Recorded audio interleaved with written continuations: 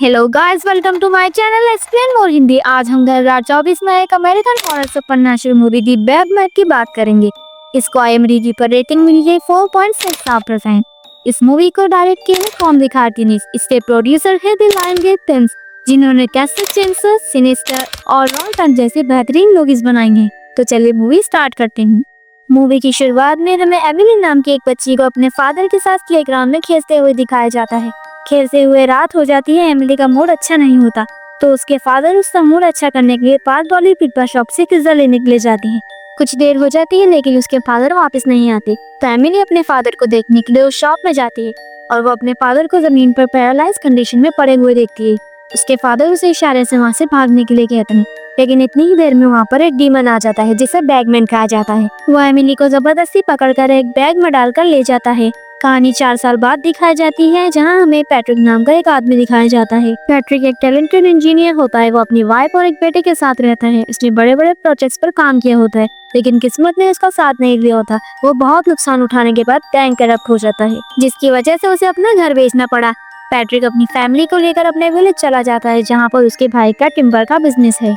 Patrick अपने भाई के साथ टिम्बर का काम संभालने लगता है। वो अपने भाई को अपना प्रोजेक्ट दिखाकर उससे कहता है कि उसे फंडिंग मिल जाए तो वो इससे काफी ज्यादा पैसे कमा सकता है। वो उसका भाई उसे मशवरा देता है कि उसे टिम्बर का काम ही संभालना चाहिए। वो उससे कहता है कि उसे अपने फैमिली बिजनेस पर ध्यान देना चाहिए।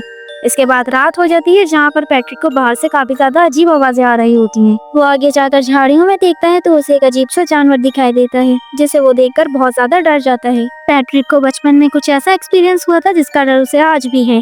दरअसल जब पैट्रिक छोटा था तो वो अपने भाई लायन के साथ एक माइन में जाता था, जिसे गवर्नमेंट ने बंद कर रखा था। पैट्रिक के पास एक बहुत अच्छी स्किल होती है, जिससे वो लकड़ी से खिलौने बना सकता है। ये स्किल उसको उसके पिता ने सिखाई थी। वो लकड़ी से एक आउल बनाता है। जब वो दोनों माइन के पास पहुंचते हैं तो देखते हैं एक प्लम ट्री वहाँ पर गिरा हुआ है, जिसकी लकड़ी काफी ज्यादा सॉफ्ट होती है। पैट्रिक उस लकड़ी से खिलौने बनाना चाहता था, इसलिए वो अपना नाइफ निकालकर वो लकड़ी काटने लगता है। उसका भाई उसे ये करने से मना करता है, लेकिन वो नहीं सुनता। तभी माइन में से एक हाथ बाहर आता है और उसके बाल काटकर अपने साथ ले जाता है। पैट्रिक गिर जाता है और उसका ऑल भी वहीं पर गिर जाता है। उसको वहाँ से एक अजीब सी आवाज सुनाई देती है, जिसे सुनकर वो बहुत ज्यादा डर जाता है और अपना आउल वहीं पर छोड़ के माइन से बाहर आ जाता है। पैट्रिक सारी बात अपने फादर को बताता है और उसके फादर उसे एक पहाड़ की चोटी पर ले जाते हैं, जहाँ से पैट्रिक को वो माइन दिखाई देती है। वो बताते हैं कि उस माइन में एक डीमन रहता है। आज से कई साल पहले उस डीमन ने वहाँ पर काम करने वाले हर इंसान को जान से मार दिया था। माइन का डीमन ज्यादातर शिकार बच्चों को करता है। अगर वो किसी बच्चे को छू ले तो वो उसे जाने नहीं देता। पैट्रिक उन बातों को सीरियस नहीं लेता, जिसकी वजह से उसके फादर काफी ज्यादा गुस्सा हो जाते हैं। वो उससे कहते हैं कि अब तुम उस माइन में नहीं जाओगे। ये सुनकर पैट्रिक काफी ज्यादा डर जाता है। रात को पैट्रिक के फादर उसके पास आते हैं और उसे एक चाकू देते हुए ये कहते हैं कि तुम्हें अपनी इमेजिनेशन में ये सोचना होगा कि जब तक तुम्हारे पास ये चाकू है, वो डीमन तुम्हारा कुछ नहीं बिगाड़ सकता। कहानी प्रेजेंट में आती है और हम देखते हैं कि पैट्रिक की वाइफ लैपटॉप पर अपना कुछ काम कर रही होती है। उसका बेटा बाहर होता है। उसे जंगल की तरफ से अजीब सी आवाजें आ रही होती हैं। वो उस आवाजों का पीछा करते हुए जंगल में चला जाता है। पैट्रिक की वाइफ अपने बेटे को ढूंढने के लिए जंगल में चली जाती है। जब शाम को पैट्रिक घर वापस आता है तो उसकी वाइफ उसे बताती है कि कैसे उनका बेटा जंगल में चला गया था। अगर उसने उसे वक्त रहते नहीं ढूंढा होता तो वो उसे हमेशा के लिए खो देते। ये सुनकर पैट्रिक काफी ज्यादा परेशान हो जाता है। पैट्रिक रात को एक ईमेल पढ़ता है, जिसमें लिखा होता है उसने प्रोजेक्ट के लिए जो फंडिंग की डिमांड की थी वो रिजेक्ट हो गई। ये देखकर पैट्रिक काफी ज्यादा गुस्सा हो जाता है और वो वही चाकू जो उसके पिता ने उसे बचपन में दिया था, वो जोर से टेबल पर मारता है और वो टूट जाता है। इतने में वो स्क्रीन पर देखता है कि उसके बेटे के कमरे में कोई है। वो फौरन अपने बेटे के रूम में जाता है, लेकिन वहाँ पर कोई भी नहीं होता। उसे एहसास होता है कि बाहर से कुछ आवाजें आ रही हैं, तो बेसबॉल बैट उठाता है और बाहर जाता है। वो आवाजें जंगल की तरफ से आ रही होती है।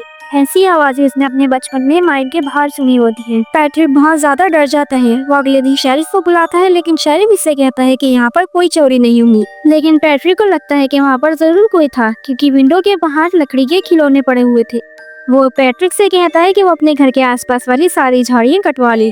बाद में जब वो अपने घर की सफाई करता है तो उसे वही आउल वाला खिलौना दिखता है जो बचपन में उसने माइन के पास गिरा दिया था। वो सोचता है कि ये आउल यहाँ पर कैसे आ गया। ये सोचकर वो काफी ज्यादा डर जाता है। वो उसके बारे में अपनी वाइफ से पूछता है, लेकिन वो कहती है कि जिंदगी में उसने पहली बार इसे देखा है। दरअसल पैट्रिक के बचपन का डर आहिस्ता आहिस्ता वापस आ रहा होता है। वो अपने बेटे के लिए एक लकड़ी से फ्लूट बनाता है, जिसकी आवाज उसकी वाइफ को बिल्कुल भी पसंद नहीं होती। वो कहती है कि वो उसे कहीं पर रख दे। रात को जब पैट्रिक अपने बेटे को नहला रहा होता है तो उसका बेटा उसे फ्लूट लाने के लिए कहता है। जब पैकेट फ्लूट लेने के लिए जाता है तो वहाँ पर बैगमैन आ जाता है। पैट्रिक को कुछ बुरा फील हो रहा होता है तो फौरन बाथरूम की तरफ जाता है। उसके अंदर आने से पहले ही बैगमैन वहाँ से भाग जाता है। पैट्रिक के बेटे की जान तो बच जाती है, लेकिन उसके माँ बाप उसे आज अपने साथ ही सिलाते हैं क्योंकि वो भागा पर बैठ जाती है। पैट्रिक को नींद नहीं आ रही होती, इसलिए वो घर से बाहर आता है जहाँ पर उसने अपनी फ्लूट देखी होती है, पर वो फ्लूट अब वहाँ पर नहीं होती। पैट्रिक घर के अंदर जाने लगता है लेकिन दरवाजा अंदर से बंद होता है। वो एक छोटी विंडो से अंदर जाता है तो उसे दीवार पर उल्टा लटका बैगमैन दिखाई देता है। उसके हाथ में वही फ्लूट होती है। वो दरवाजा तोड़कर अंदर आ जाता है। शो से ही तो उसकी वाइफ भी लाग जाती है। बैगमैन वहाँ से गायब हो जाता है। वो लोग अगले दिन फिर से शेरिफ को बुलाते हैं तो वो कहता है कि घर में कोई भी चोरी नहीं हुई, हो सकता है ये काम किसी साइको का हो। 4 साल पहले एक केस आया था जहाँ पर एक आदमी पैरालाइज हो गया था।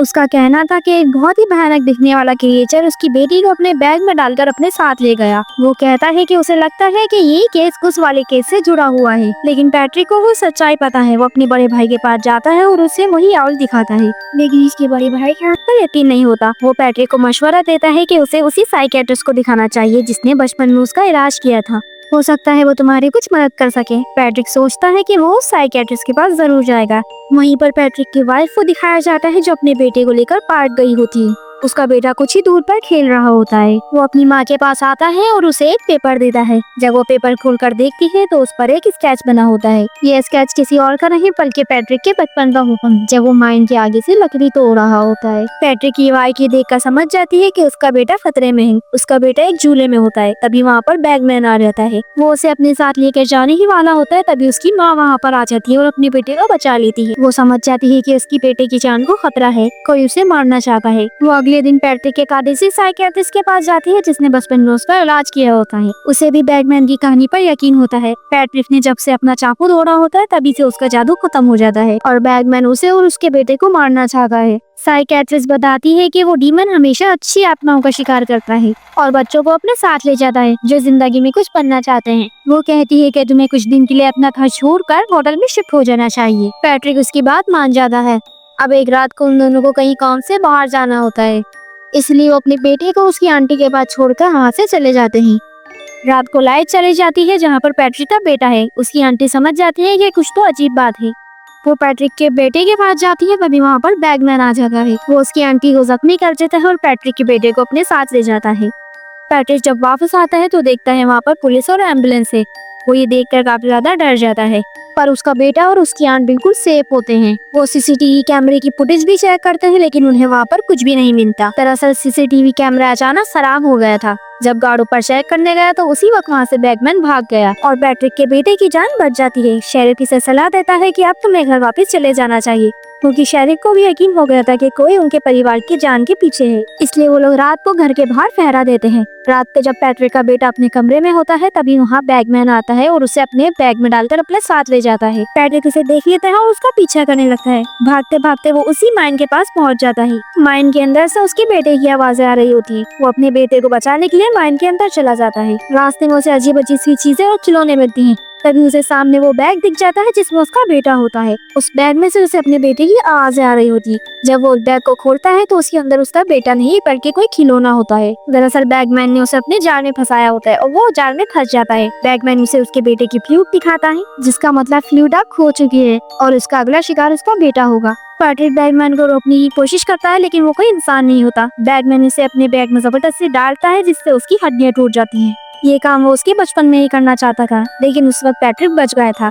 लेकिन अब ये काम उसने पूरा कर लिया है। वहीं दूसरी तरफ पैट्रिक की वाइफ घर पर परेशान हो रही होती है। उसकी वाइफ समझ जाती है कि डीमन उसे अपने साथ उस माइन में ले गया है। वो पुलिस के साथ वहाँ पर पहुँच जाती है, लेकिन वहाँ ना तो बैगमैन होता है और ना ही पैट्रिक होता है। उसे वहाँ पर उसके बेटे की फ्लूट मिलती है। पैट्रिक ने उसे बताया होता है कि यही फ्लूट के बेटे की शक्ति है। जब तक वो फ्लूट उसके पास रहेगी वो डीमन उसका कुछ नहीं बिगाड़ सकता। पैट्रिक की वाइफ को शुरू में उस पर यकीन नहीं होता, लेकिन अब उसको यकीन हो जाता है। अगले दिन वो अपने बेटे को लेकर अपने मॉम के घर पर निकल पड़ती है। रास्ते में फ्लूट वो अपने बेटे को देती है और बैगमैन के बारे में बताती है। वो वही बातें उसे बताती है जो पैट्रिक के डैड ने पैट्रिक को बताई थी। वो चाहती है कि वो फ्लूट को हमेशा अपने पास रखे ताकि बैगमैन उसे फिर कोई नुकसान ना पहुंचा पाए। और इसी के साथ ये कहानी यहाँ पर खत्म हो जाती है। उम्मीद है ये कहानी आपको पसंद आई होगी।